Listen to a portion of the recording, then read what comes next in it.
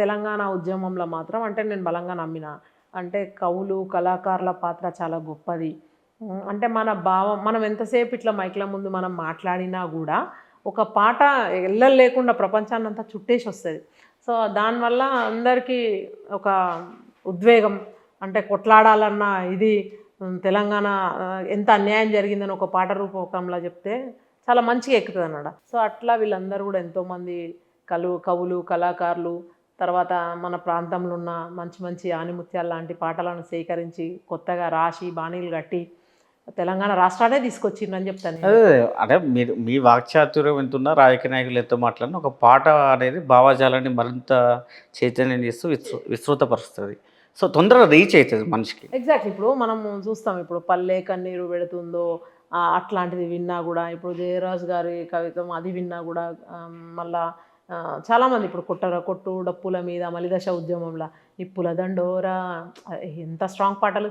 అదొకటి రాతి బొమ్మల్లోన కొలువైన శివుడు అదొకటి. తర్వాత అన్నిటికన్నా ఎక్కువ జయ జయ హే తెలంగాణ జననీ జయ కేతనం మనం అనుకున్నాం అసలు అట్లాంటి నిజంగా కూడా ఇవన్నీ మనకు అన్నాడు ప్రకటిస్తాను దాన్ని రాష్ట్రగీతంగా ప్రకటించలేకపోయినా అగైన్ ఈ ప్రభుత్వం ఘనత అది కూడా ఒకటి. జయ జయ హే తెలంగాణ అని ఒక దళిత బిడ్డ రాష్ట్ర పాటను ఇవాళ రాష్ట్రగీతంగా చేసుకున్నాం. సో అట్లా చాలా ఉన్నాయి. ఇక నేను అదే యాజ్ ఐ సెడ్ నేను డిప్లొమాటిక్ ఎందుకు అడిగినంటే క్వశ్చన్ మీరు ఎన్ఆర్ఐగా ఉన్నప్పుడు కూడా ఇక్కడ నుంచి కళాకారులను అక్కడి వరకు తీసుకెళ్ళి ప్రత్యేకంగా పాస్పోర్ట్లు వీసాలు ఇప్పించి మరి అక్కడ అకామిడేట్ చేసి ఆ ఉద్యమాన్ని అక్కడ చైతన్యం చేశారు కదా. అంటే జనరల్లీ అంత చొరవ ఎవరు తీసుకోరు. సో మీకు కళల పట్ల ఉన్న మక్కువ లేదా కళాకారులు సాహిత్యం పట్ల ఉన్న మక్కువ అంటే మంచి అంటే దో my medium of instruction is English. Telugu అంటే నాకు చాలా ఇష్టం. చిన్నప్పటి నుంచి మా తాతయ్య పద్యాలు అప్పటిదప్పుడే ఆసువుగా మా మీద కూడా పద్యం చెప్పి తాతయ్య అంటే నా మీద కూడా అట్లా చెప్పడాలు అట్లాంటివి ఉంటాయి అన్నమాట. సో అవన్నీ విన్నప్పుడు మనలోన నిగూఢంగా ఉంటుంది కదా. సో ఈ కళాకారులు వచ్చినప్పుడు ఏంటంటే వాళ్ళ పాపం మళ్ళీ బయట హోటల్స్లో ఆడిడబెట్టి ఎక్కువ అదంతా ఎందుకని మా ఇంట్లో నేనైతే నిజంగా మా ఇంటిని మీరు అన్నట్టు తాళం వేసుకొని నేను తాళం పూల చెట్టు కింద మొక్క కింద పెట్టి వెళ్ళిపోయేదాన్ని. వాళ్ళు మళ్ళీ ప్రోగ్రామ్ అయిపోయి ఎక్కడెక్కడన్నా డే టైంలో అట్లా ప్రోగ్రామ్ చేసుకొని వాళ్ళు వచ్చి తాళం తీసుకొని వండుకొని తినేది వాళ్ళు. ఒక పైన అయితే మా ఇంట్లో కింద మేము ఉండి పైన మొత్తం అదొక హాస్టల్ లానే చాలాసార్లు అంటే ఎవరు వచ్చినా పార్టీలకు అతీతంగా ఎవరు వచ్చినా మన దగ్గరికి వచ్చేది. తర్వాత వాళ్ళకొక వేదిక. ఇప్పుడు ఎక్కడ ఇంతసేపు మన మధ్యన మాట్లాడుకున్న వాళ్ళకు ఒకటి ఉంటుంది. అమెరికా పోతే ఏముంటుందో ఆస్ట్రేలియా పోతే ఏముంటుందో ఫారిన్ అనేసరికి ఎంతైనా అక్కడ కల్చరల్ డిఫరెన్సెస్ ఏముంటాయి చూద్దాము అని అనుకునేటోళ్ళు ఉంటారు కదా. పెద్ద పెద్ద బిల్డింగ్స్ ఉంటాయి. ఫారిన్ అంటే ఫారిన్ అంతే ఇక అట్లుంటుంది అశోక్. ఇప్పుడు పోయింది అనుకోండి మనది కూడా మోరార్లెస్ ఇప్పుడు ఫైనాన్షియల్ డిస్ట్రిక్ట్ అటు ఇటు పోతే జబర్దస్త్ మనది కూడా సిడ్నీలో న్యూయార్క్లో ఉన్నట్టే ఉంటుంది. సో అట్లాంటి టైంలో వాళ్ళకి చిన్న అవకాశం లేని చోట అట్లాంటి వాళ్ళకి ఒక వేదిక కల్పించడము పాటతోని వాడు మంచిగా పెద్దగా రే పొద్దున సినిమా రంగంలో రాణిస్తాడు. ఇదే కాదు కదా ఇప్పుడు పాటలు పాడి ఇక్కడికి ఉద్యమం అయిపోయింది తెలంగాణ వచ్చింది తర్వాత ఏంది. సో అట్లా వాళ్ళను ఎంకరేజ్ చేస్తే రాసుకుంటాడు పాటోడు వాడుకుంటాడు మ్యూజిక్ కొట్టుకుంటే అట్లా చాలామంది ఎదిగింది. మీరు అట్లా ప్రోత్సహించిన కళాకారులలో మిఠపిల్లి సురేంద్ర అన్న ప్రథమంగా ఉంటాడు. చాలామంది ఉన్నారు అంటే చాలామంది ఉన్నారు. అంటే ఒక ఇన్సిడెంట్ మాత్రం కొంచెం ఫన్నీగానే అనిపించింది నాకు కూడా. నేను కూడా విన్నప్పుడు ఏదో పాస్పోర్ట్ విషయంలో ఆధార్ కార్డు అండ్ వీసా విషయంలో తెలియదు అంటే వాళ్ళకి కనీసం అట్లా అంటే అవగాహన కూడా లేదు. అంటే దీనికి ఇది అవసరం అని ఆధార్ కార్డు తీసుకోబెట్టి పాస్పోర్ట్ తీసుకోబెట్టి వీసా ఇప్పించి దగ్గరుండి ఎంటుండి ఫ్లైట్లు ఎక్కించుకొని తీసుకోపోయి పాడిచ్చి తీసుకురావడం. అంతేందుకు నాకు ఇప్పటికి కూడా గుర్తుంది 2016 ఆటాల ఇప్పుడు మన ఫేమస్ సింగర్ మంగ్లీ అప్పుడు పాపం ఈ అమ్మాయిని ఎవరు గుర్తించలేదు. అప్పుడు చిన్నపిల్ల అప్పుడే కొత్త V6లో చేస్తుంది. అప్పుడు V6లో చేస్తుంది. అయితే సత్య అక్క ఒక్క 2 నిమిషాలు నాకు స్లాట్ కావాలి. ఆటలో స్లాట్ దొరకడం అనేది మామూలు విషయం కాదు. సో నాకు ఒక 2 నిమిషాలు అంటే తొక్కేయాలని టాలెంట్ ఎక్కువ ఆంధ్ర డామినేషనే ఉంది అప్పటికి కూడా అక్కడి నుంచి మళ్ళీ. సో అన్న టైంలో అట్లా స్లాట్లు ఇప్పియడం ఒకసారి అట్లాంటి వేదికల మీద పెద్ద వేదికల మీద వచ్చిన తర్వాత కాన్ఫిడెన్స్ లెవెల్సే వేరే ఉంటాయి అండ్ పీపుల్ విల్ చూజ్ తీసుకుంటారు. ఆపర్చునిటీస్ వస్తాయి లాట్ ఆఫ్ ఆపర్చునిటీస్. సో అట్లా అదొకటి గుర్తుంది. తర్వాత చాలామంది వీళ్ళందరూ జంగిరెడ్డి తర్వాత ఇంకా వీళ్ళందరూ ఇప్పుడు అంతెందుకు మొన్న నల్గొండ గద్దరన్న కూడా అంటుండు నువ్వు మామూలు మనిషి కాదక్క నీకోసం మంచి పాట చేయాలక్క నువ్వు చేసిన దానికి సాలిడ్గా పాట వస్తుంది నీకు ఇదే చేస్తా అభిమానం అంతే ఇంకా.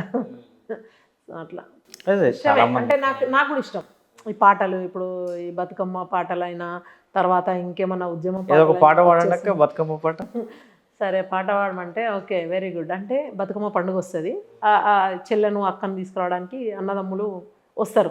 సో నాది ఇప్పుడు నేపథ్యం నేను ఉన్నది కూడా అగ్రికల్చర్ కమిషన్ కాబట్టి దానికి పర్ఫెక్ట్ యాప్ట్ అవుతుంది అనుకుంటా. అంటే నాకు ఇట్లా ఆవు నింద ఇట్లా పాలు పెరుగు గురించి మన పంటలు గొప్పటి పంటలు ఉండేది అప్పుడు మనకు.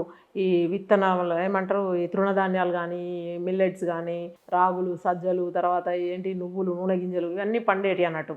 ఆ పంటలు ఏడబోయినాయో నిజంగా కూడా అనిపిస్తుంది ఒక్కోసారి. సో ఆ నేపథ్యంలో చెల్లెని తీసుకురావడానికి అన్న వస్తే చెల్లె అడుగుతుంటుంది అనమాట మన ఇంటి దగ్గర. అంటే వెనకటికి ఊర్లు దాటి ఇచ్చేది, ఈ ట్రాన్స్పోర్టేషన్ ఇంత లేదు కదా. సో వాళ్ళు బండి కట్టుకొని రావటము, ఒక రోజంతా ప్రయాణం చేసి మళ్ళీ చెల్లెని తీసుకొని అక్కడ పోవడము, ఈ క్షేమ సమాచారాలు తీసుకోవడానికి ఫోన్లు లేవు. సో అక్కడ జరిగినవన్నీ మళ్ళీ అన్న వచ్చినాక అన్నను అడిగి తెలుసుకోవాలి కదా. ఆ టైంలో అడుగుతుంటుంది అనమాట.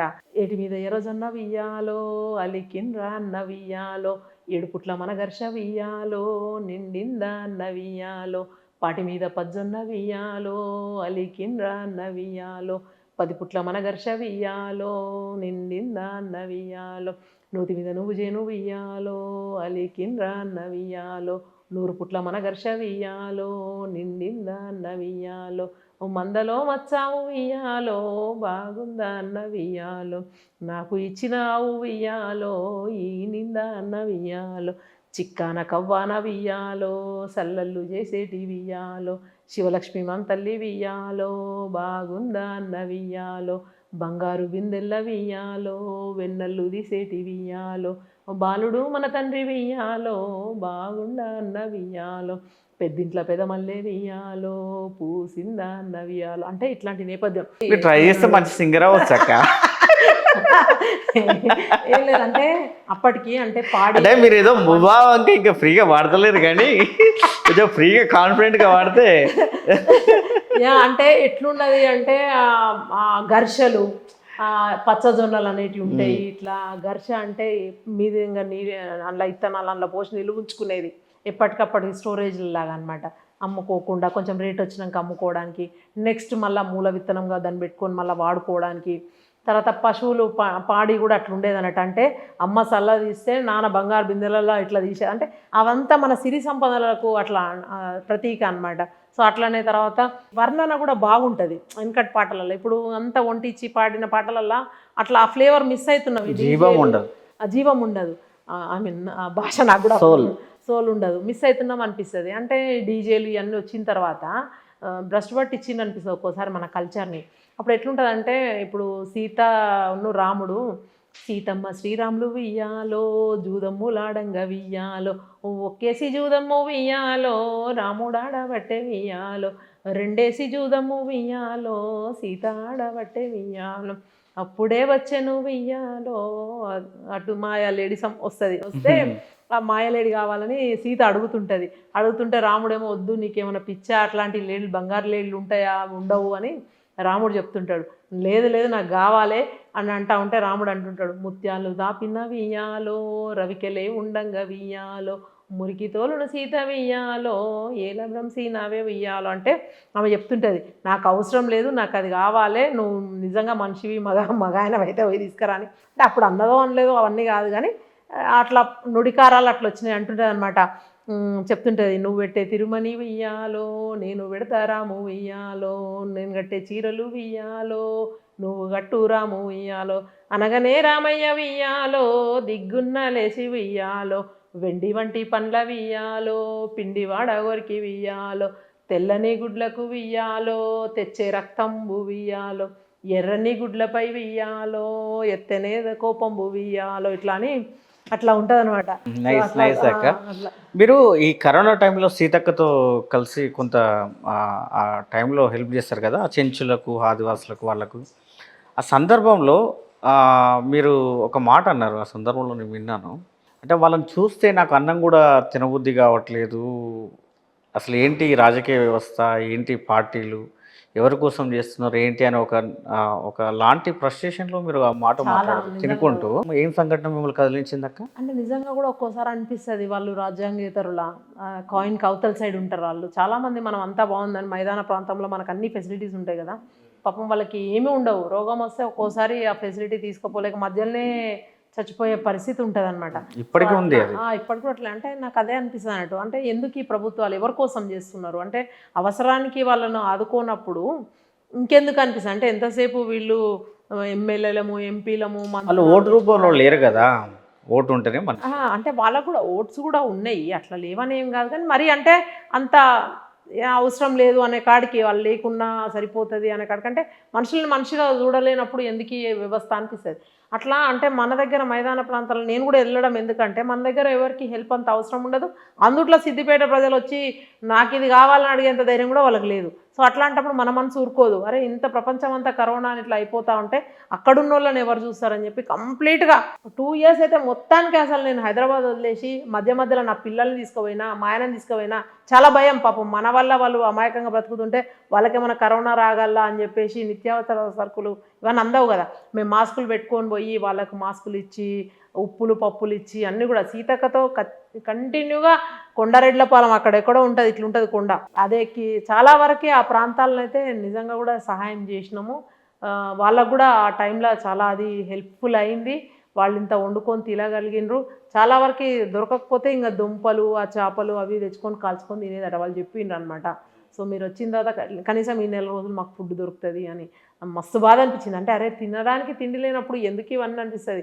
మనం బట్టలు కట్టుకొని మోడర్న్ కార్లు పాష్ ఇదంతా ఎందుకు, ఒక అవతల పక్క ఇంకొక మనిషి ఆకలితో వస్తూ ఉంటే ఇదేమి రాజ్యం అని నాకు అనిపించింది అంటే అట్లా. ఎలా ఉంటుంది అక్క మీతో సీతక్కతో మీ అనుబంధం? బాగుంటారు అక్క. మొన్న కూడా కలిసిన. సో మంచిగా ఉంటుంది, వెరీ గుడ్. అంటే సీతక్క ఒకరే కాదు అందరితో బాగుంటాను నేను. బేసిక్గా నేను ఎవరిని ఇప్పుడు చెప్పిన కదా అదర్ పార్టీస్లో ఉన్న వాళ్ళతో కూడా, ఇప్పుడు ఈవెన్ సత్యవతి రాథోడ్ గారు కానీ తర్వాత సునీత లక్ష్మారెడ్డి గారు ఇప్పుడు అటు వెళ్ళింది కదా, వాళ్ళైనా సరే ఏమక్క బాగున్నావు అంటారు. అంటే ఏ పార్టీలో ఉన్నా మీరంతా ఒక టీంకి ఉన్నారని అర్థం. ఇక్కడ టీం ఉన్నాను కాదు కానీ నేను చిన్నదాన్ని అయినా కూడా మేబీ రాజకీయాలలో నేను ఎప్పుడు కూడా అవతలను అంత పరుష పదజాలంతో కానీ వాళ్ళని డిగ్రేడ్ చేసేటట్టు కానీ ఎప్పుడు ఎక్కడ ఎవరిని మాట్లాడాను అనమాట. బేసిక్గా అంటే నేను వాళ్ళని చూసినప్పుడు వాళ్ళు ఏం చేయాలి, వాళ్ళు ఏం చేస్తున్నారు వాటి మీద చెప్తా కూడా డైరెక్ట్గా, నువ్వు ఇది చేయాలి ఇది చేస్తలేవు ఇది అని కూడా చెప్పొస్తా. చాలామందికి కొందరికి నచ్చకపోవచ్చు, కొందరికి నచ్చుతా కావచ్చు. నచ్చిన వాళ్ళకి మాత్రం నిజంగా నేనంటే తెలిసిన వాళ్ళు మాత్రం నన్ను బాగా ఇష్టపడతారు. సో అట్లా నన్ను మంచిగా చూసుకుంటారు, అరే మంచిది అని. సరే అక్క, ఇటీవల ఒక టాపిక్ అయితే అంటే యాజ్ ఏ కమిషన్ మెంబర్గా కాదు యాజ్ ఏ ఉమెన్గా వరుసగా కొన్ని సంఘటనలు అయితే జరుగుతూ ఉన్నాయి. అంటే హస్బెండ్స్ మీద వైఫ్ అటాకింగ్ హరాస్మెంట్, లేకపోతే అది at the same time majority పురుషులే స్త్రీల మీద ఎక్కువ శాతంలో అఘాయిత్యాలు హత్యలు ఇలాంటి చాలా జరుగుతున్నాయి. కానీ కొన్ని వెలుగులోకి వస్తున్నాయి, కొన్ని రావట్లేదు. బట్ ఈ మధ్యలో కొన్ని సంఘటనలు చెదురుముదురుగా వరుసగా ఇవే సంఘటనలు జరుగుతున్నాయి. అట్లాంటివి జరిగినప్పుడు బాధ అనిపిస్తుంది. అంటే అరే ఇంత ముందుకు మనం ఏమన్నా ఎక్కడున్నాం, ఒక్కోసారి ఇండియాలో ఉన్నామా పాకిస్తాన్లో ఉన్నామా అనిపిస్తుంది ఈ మహిళల మీద అఘాయిత్యాలు జరిగినప్పుడు. ఎందుకంటే కొన్ని వాళ్ళంతా ఇల్లిటరేట్స్ ఉన్న దగ్గర కూడా అట్లా జరుగుతూ ఉన్నాయంటే సరే వాళ్ళ కర్మ అనుకోవచ్చు. మనం ఇంత ముందుకు పోయి ఇంత టెక్నికల్గా ముందుకు పోయి ఇన్ని రకాలుగా ఉండి కూడా అభివృద్ధి చెందినాక కూడా మళ్ళీ ఏంది అట్లా భార్యలను కొట్టుడు హింసించుడు, ఇప్పుడు భార్యలైన భర్తలను ఇట్లా హింసించుడు ఏంది ఇది. There are lot of things to do. నిన్న మొన్న మనం ఈ తీన్మార్ మల్లన్న కవిత ఎపిసోడ్ కూడా ఇవి కూడా చూస్తున్నాం కదా. మీరు నెక్స్ట్ క్వశ్చన్ అదే అడుగుతారని తెలుసు, నేను ముందే చెప్తున్నా ఆన్సర్. ఇవన్నీ కూడా పనికిరాని అనిపిస్తుంది నాకు. చాలా థింగ్స్ ఉన్నాయి. అరే మనం ఎదుగుతూ మన చుట్టుపక్కల సమాజాన్ని ఎట్లా ఎదిగించాలి, ఎట్లా చేయాలి, మనంతూ మనం ఏం చేయాలి, ఇవన్నీ వదిలేసి అరే మన పిల్లల్ని ఎట్లా తీర్చిదిద్దుకోవాలి సొసైటీలా, ఇవన్నీ కూడా వదిలేసి క్షణికావేశాలతోని నేనోటంటా నువ్వు రెండను, నేనోటి కొడతా నువ్వు 2 కొట్టు, ఏంది అది అసలు. అందుకే అనిపిస్తుంది కొన్నిసార్లు ఇట్లాంటివి చూసినప్పుడు ఏమనిపిస్తుంది అంటే ఫారిన్ కంట్రీస్లో ఇప్పుడు ఆస్ట్రేలియాలో కీప్ 1 hand distance అంటారు. ఒక మనిషిని ఇంకో మనిషి కొట్టడానికి లేదు, అనవసరంగా తిట్టడానికి లేదు. దాడులు అనేది అది అసలు అట్లాంటి చేయొద్దు. తిట్టడం కూడా మనుషులని ఎట్లా పడితే అట్లా ఎవరు పడితే వాళ్ళని తిట్టొద్దు. పర్టికులర్గా ఇప్పుడు మీరు అన్నట్టు ఎలా చూస్తారు, ఇప్పుడు కవిత పైన తీన్మార్ మల్లన్న వ్యాఖ్యలను ఎలా చూస్తారు, తీన్మార్ మల్లన్న పైన కవిత జాగృతి కార్యకర్తల దాడిని ఎలా చూస్తారు? రెండూ చేయకూడదు, ఎందుకంటే అది సెన్సిటివ్ ఇష్యూ. సరే వేరే వాళ్ళ విషయంలో సామెత ఆయన వాడినా కూడా ఓకే, ఒక జెంటిల్మెన్ ఉన్నప్పుడు వేరేలా ఉంటుంది, అది ఒక ఫీమేల్ ఉన్నప్పుడు వేరేలా ఉంటుంది. తర్వాత వీళ్ళెళ్ళి వాళ్ళ ఆఫీస్ మీద దాడి చేయడం కూడా ఏదన్నా ఉంటే సరే మాటకు మాట సమాధానం చెప్పుకోవాలి. లేకపోతే there are courts and all, respect the law. నేనేమంటా అంటే అది ఇట్లా పోయి మనుషులు పోయి కొట్టుకోవడం ఏంది అది మనం కానీ ఈ సంస్కృతి రాజకీయాలలో మంచిదేనా? అస్సలు మంచిది కాదు. అదే చెప్తా ఉన్నా. అంటే డీసెంట్ పాలిటిక్స్, డెకోరం ఒకటి మెయింటైన్ చేయాలంట నేను. మనము ప్రజాప్రతినిధులకు వచ్చినప్పుడు అవతల వాళ్ళు మనం చూసి ఏమన్నా నేర్చుకోవాలి, అరే గొప్పగా బతకాలి అనేది ఒక మన సిగ్నేచర్ వదిలిపోవాలి. అట్లాంటిది మీరు ఇట్లా చేయడం వల్ల ఏమనిపిస్తుంది అంటే పాలిటిక్స్ అండ్ పొలిటికల్ లీడర్స్ అనే కాడికి వస్తారు, ఒక అభిప్రాయానికి వచ్చేస్తారు. ఒక అంశం, సమాజం చిత్కరించుకోవడమే కాదు రాజకీయ నాయకులను, రాజకీయాల్లోకి రావాలనుకున్న వాళ్ళకు కూడా ఇదొక సంకటంగా, లేకపోతే ఇదొక మన జోనరే కాదు, అది మన ఏరియానే కాదని చాలామంది పాలిటిక్స్కి దూరంగా ఉంటారు. ఇప్పుడు వేరే వాళ్ళ పిల్లలు చాలామంది అంటారు. ఇప్పుడు అంతెందుకు, నేను కూడా చెప్తా, ఒకవేళ ఎందుకు పాలిటిక్స్, ఎందుకు వచ్చిన పాలిటిక్స్, మేమే ఇవన్నీ చూస్తూ ఉన్నాం అనే కాడికి వచ్చినాం. ఒకప్పుడేమో వాళ్ళని చూసి మేము పాలిటిక్స్లోకి వచ్చి మన పెద్దవాళ్ళని చూసి, ఇప్పుడు మన పిల్లలకు మనమే వద్దులే పాలిటిక్స్ అనే కాడికి, అంటే అట్లా అనిపిస్తుంటుంది, బాధ అవుతుంటుంది.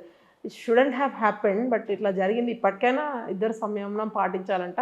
ఇకపోతే ఈ దాడులు ఇవన్నిటికి కూడా భార్యలు భర్తలు ఈ సంపుకోవడాలు, తిట్టుకోవడాలు, ఈ కొట్టుకోవడాలు, నేను చెప్పినా కదా, పని ఉంటే చేతి నిండా పని ఉంటే ఇవన్నీ జరగవు. పనిపాట లేకుండా చేసే పనులు ఇవన్నీ. ఇంతసేపు పొద్దున్న లేస్తే ఇవాళ మన టైం ఏంది పెట్టుకొని, ఇవాళ ఏడికి పోవాలి, ఏ ఆఫీస్ పోవాలి, ఏం పని చేయాలి, మనము ఇంటికి పనికొచ్చే పని ఏమన్నా ఉన్న దానిలా, పిల్లల్ని స్కూల్ నుంచి తీసుకురావాలన్నా, లేకపోతే మనము ఆఫీస్కి పని వేళలో పోయి చూసుకోవాలన్నా, లేకపోతే రాజకీయ పార్టీలో పనిచేసేటోళ్ళు పొలిటికల్ లీడర్స్ అయితే పోయి అడిగాలి ఏం పార్టీ ఉంది, ఇవాళ ఆఫీస్లో ఏం మీటింగ్ ఉంది, ఏంది, ఏమైనా ధర్నా ఉందా, నిరసన ఉందా తెలిపేది శాంతియుతంగా, అట్లాంటి పనులు పెట్టుకున్నప్పుడు ఏం కాదు.